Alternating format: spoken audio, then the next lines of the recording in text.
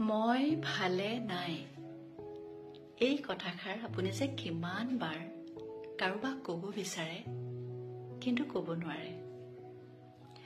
আমাৰ আশে পাশে ইমান মানুহ, অথচ আমাক বুজি পোৱাকৈ, আমাৰ কথা শুনিব পৰাকৈ, আমাক জাজ নকৰাকৈ, আমাক সময় দিব পৰাকৈ আমি মানুহ বিচাৰি নাপাওঁ।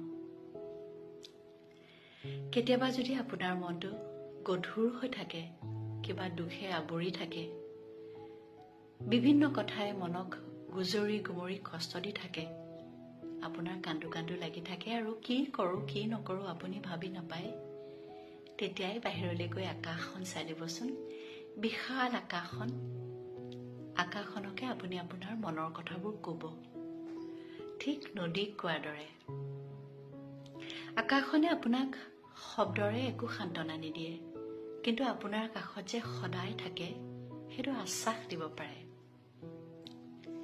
আপোনাৰ পৰিস্থিতি যিয়েই নহওক, আপুনি ভিতৰতেই থাকক ঘৰৰ বা বাহিৰতেই থাকক, মন বেয়া লাগিলেই আকাশখন চাই দিলেই হ'ল, কথা পাতিলেই হ'ল, মনটো পাতল লাগিব।